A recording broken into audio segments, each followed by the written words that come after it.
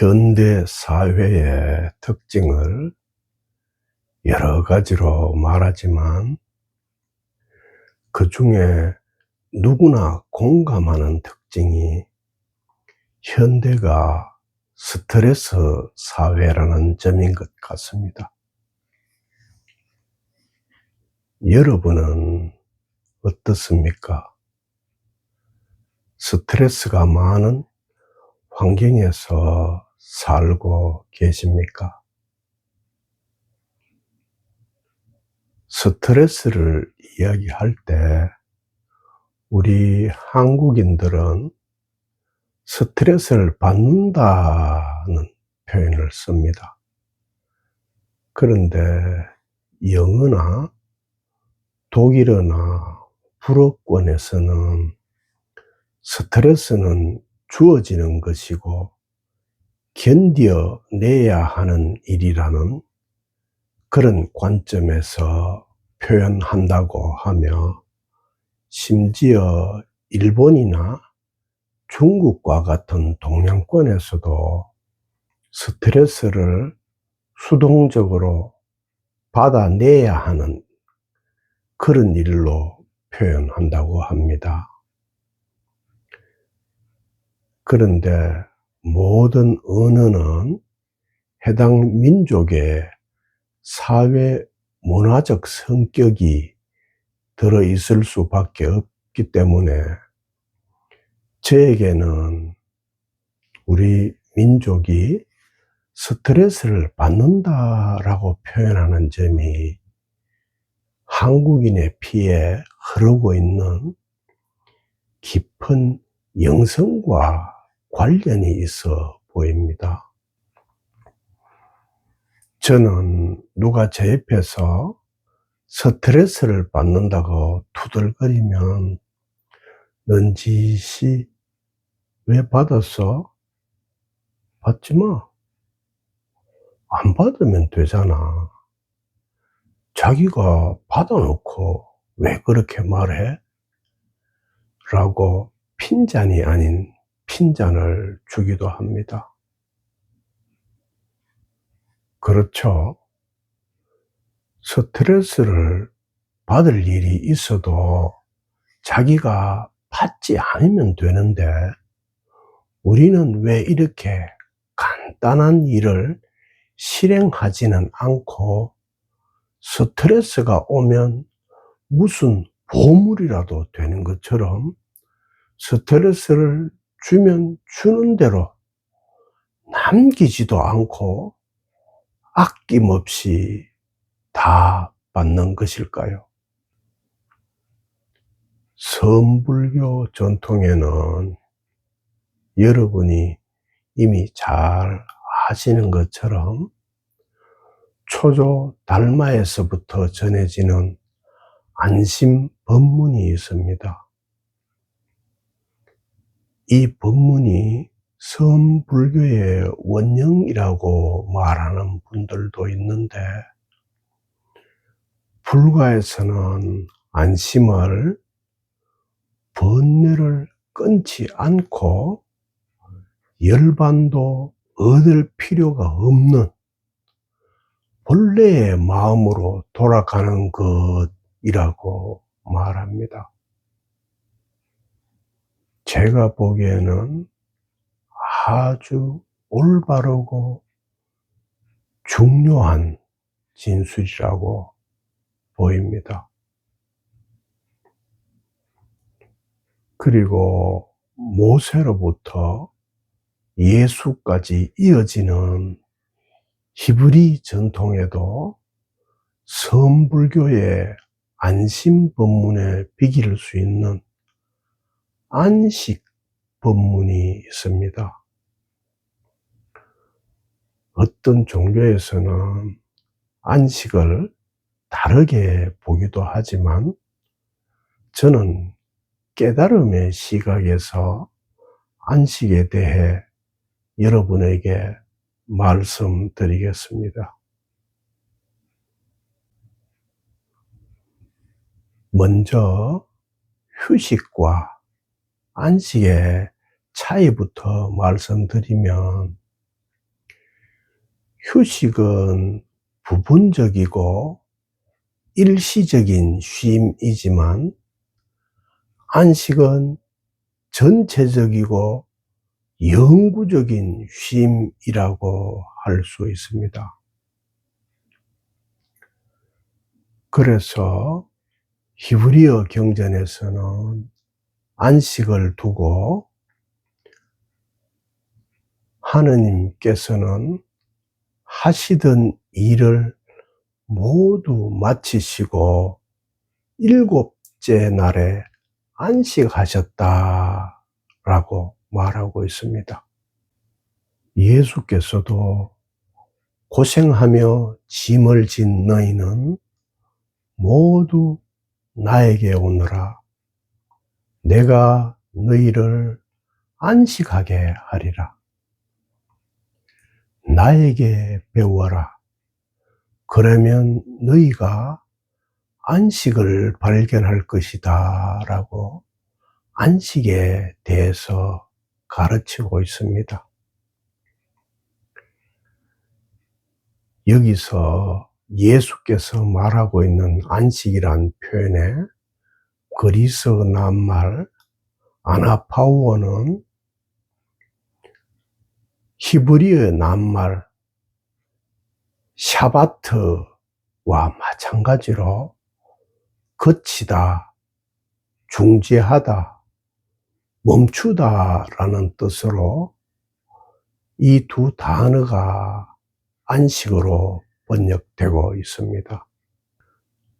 그런데 만약 아직 모든 것이 다 이루어지지 않았고 온전하지 않은데 멈추고 쉰다면 그런 멈춤은 항구한 안식이 아니라 일시적인 휴식에 지나지 않습니다. 다시 풀어서 말하면 휴식은 일시적인 쉼이라 일을 하는 중간에도 할 수 있지만 안식은 항구적인 쉼이라 모든 일이 마쳐지고 다 이루어지기 전에는 일어날 수 없는 일입니다. 그러므로 안식을 하려면 반드시 모든 일이 다 마쳐지고 다 이루어져야 합니다.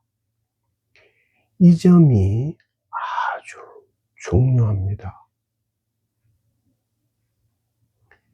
여러분, 제가 방금 말씀드린 이 진술을 도치해 뒤집어서 재독해 보십시오. 그러면 우리가 왜 멈추어서 안식을 못하고 있는지 그 이유가 명백하게 드러납니다. 히브리어 경전에서는 다른 곳에서 하느님께서 지으신 모든 것을 보시니 엄청나게 좋았다라고 선언하고 있습니다.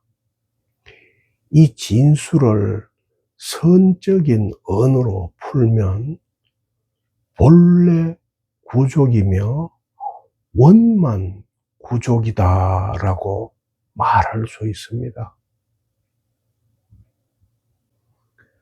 물론 당연하지만 히브리어 경전에서 말하는 엄청나게 좋았다라는 표현은 상대적으로 좋고 나쁜 호불호에서의 좋음을 말하는 것이 아닙니다. 이 점은 예수의 십자가 위에서의 죽음을 보면 분명하게 드러납니다. 예수께서는 사람들에게 나에게 와서 배우면 너희가 안식을 발견하게 될 것이다 라고 약속했습니다. 그렇다면 도대체 예수에게서 무엇을 배워야 안식을 발견하게 된다는 것일까요? 어떤 종교의 교리를 떠올리지 마십시오. 예수께서는 종교의 그런 편견을 배우라고 말한 것이 아니라 분명히 나에게 배우라라고 말했습니다. 예수께서는 당시 사회의 종교 율법에 따르면 하느님의 저주에 해당하는 가장 수치스러운 십자가형을 받고 죽어가면서 놀랍게도 다 이루었다라고 말합니다. 이 진술은 하느님이 보시니 엄청나게 좋았다라는 선언과 전혀 다르지 않은 선언입니다. 다시 말해 하느님의 안목에는 하느님의 저주를 받고 십자가에서 수치스럽게 죽는 예수의 모습까지도 엄청나게 좋은 일입니다. 그래서 예수께서도 하느님의 저주에 해당하는 십자가형을 받고 죽어가면서도 하느님과 다르지 않은 안목으로 다 이루었다라고 말하는 것입니다. 예수의 안목에는 하느님의 저주나 하느님의 축복, 양쪽 모두가 하느님의 똑같은 사랑이 다른 모습으로 변장하고 나타난 것에 지나지 않습니다. 모든 물결이 다 물이듯이 하느님의 안목으로 보면 하느님의 저주와 하느님의 축복이 서로 다른 일이 아닙니다. 그래서 부처의 안목으로 보면 번뇌 즉 불의인 것입니다. 이것을 소리를 적용해서 달리 비유하면 휴식은 아무런 소란이 없는 조용함이지만 안식은 소란이 있든 없든 상관없이 조용한 고요라고 말할 수 있습니다. 또 다르게 풀면 휴식이 불안심에서 안심으로 가는 것이라면 안심이든 불안심이든 아무 차이가 없는 평안심이 바로 안식이라고 말할 수 있습니다.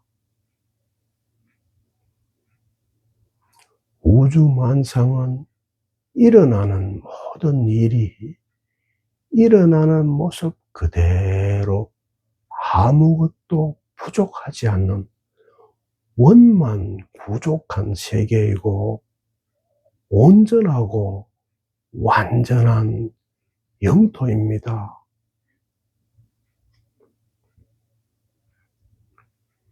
이미 물이 가득한 물통에 물을 더 채우려는 모든 시도는 무명에서 비롯되는 탐심과 망상에서 일어나는 것입니다.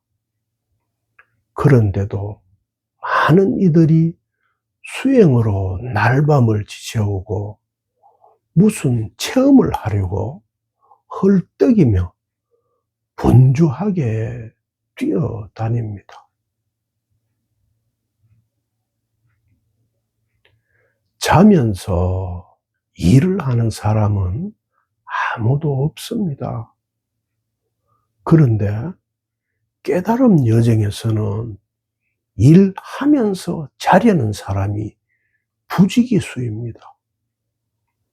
무엇을 이루려고 수행하며 애를 쓰고 체험을 하려고 몸부림치고 이런 모든 모습이 일을 하면서 자려는 사람과 무엇이 다릅니까?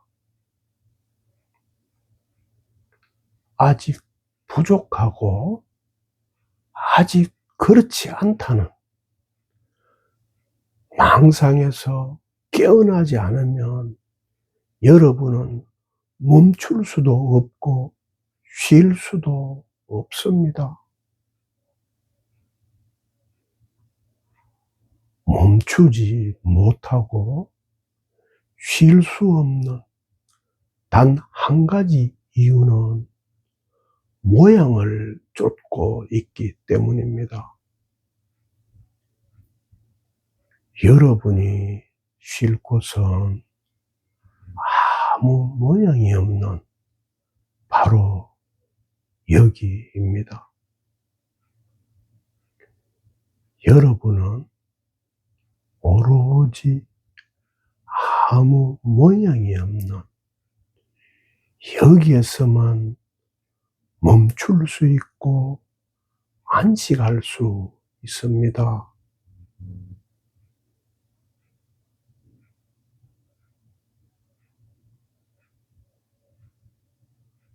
바로 여기입니다.